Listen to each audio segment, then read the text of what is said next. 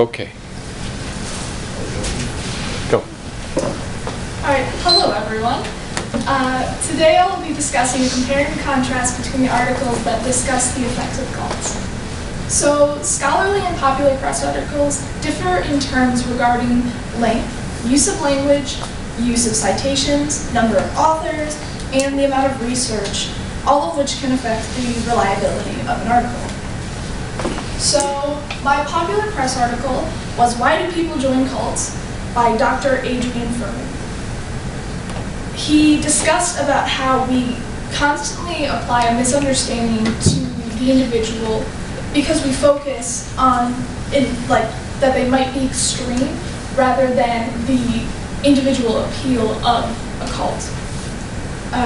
Common themes that he discussed were how cults tended to control someone's environment, or he discussed how they can be dangerous, like severing all ties with the family, even though it didn't really mention how cults can seem not so extreme at the beginning. My scholarly article was Brainwashing, Hypnosis, and the Cults by Martin K. Kotchin.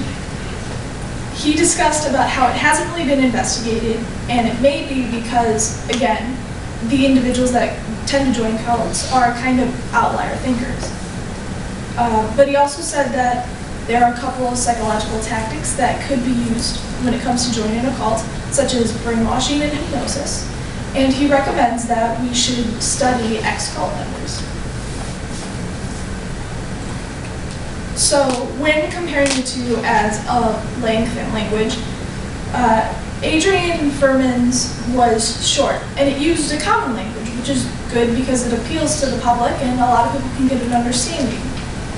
But Kotchin's was lengthy. It used a professional language and a lot of vocabulary that you would only understand if you were also a doctor in this field. So it was a target towards a lot of psychologists. So when basing it off of reliability of whether you should use this for your own research, his wins in this category. When it comes to use of citations, Kotchin's, or my scholarly article, was very well researched. It had multiple citations, and the information seemed very trustworthy.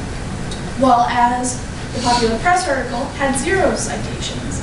So the research was questionable, though the knowledge could have been easily valid. So as I said, research validates the information presented. Dr. Furman lacks proof of research, and it's just a single author writing it, whereas Kotchin's was put in a journal surrounded by many other authors, which almost furthers his point that so many others would agree with him.